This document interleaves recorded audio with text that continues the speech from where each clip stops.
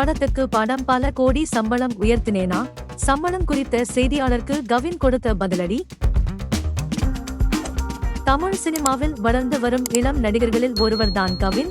சின்னத்திரையில் படிப்படியான முன்னேறி நாயகனாக நடிக்க தொடங்கி அப்படியே வெள்ளித்திரை பக்கம் வந்தவர்.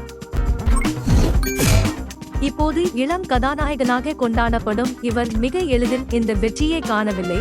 அவருக்கு பின்னாலும் நிறைய தோல்வி, வெற்றி என நிறைய உள்ளது. கவினின் சினிமா பயணத்தில் அவரது பெயர் சொல்லும் படமாக அமைந்தது டாடா. இதில் அவரின் நடிப்புக்கு பெரிய பாராட்டுகள் கிடைத்தது. இப்போது இந்த படத்தை தொடர்ந்து கவின் இளம் இயக்கத்தில் ஸ்டார் என்ற படத்தில் நடித்துள்ளார். இந்நிலையில் டாடா படத்தின் மூலம் பெரிய வெற்றியை கண்டுள்ள கவின் சம்பளத்தை கிடுகிடுவென கோடியில் உயர்த்திவிட்டதாக ஒரு செய்தி வைரலாக பரவியது. இதுகுறித்து அண்மையில் நடந்த ஸ்டார் பட பத்திரிகையாளர் சந்திப்பில் கவினிடம் கேட்கப்பட்டது. அதற்கு அவர், நம்ம கேட்கிறோம் என்று யாரும் சம்பளத்தை கொடுக்க மாட்டார்கள். இப்போது நீங்கள் ஒரு ஆபீஸில் இருந்து அடுத்த ஆபீஸுக்கு செல்கிறீர்கள் என்றால் சம்பளம் அதிகமாக இருந்தால்தான் போவீர்கள். உங்களது முந்தைய சம்பளத்தை பொறுத்து அதிகமாகும். மார்க்கெட் தான் சம்பளத்தை தீர்மானிக்கிறது. இந்த படம் எனக்கு 4வது படம்.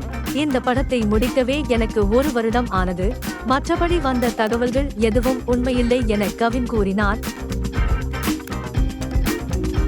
தொடர்ந்து சினிமா செய்திகள் பார்க்க நமது சேனலை சப்ஸ்கிரைப் செய்து கொள்ளுங்கள். நன்றி.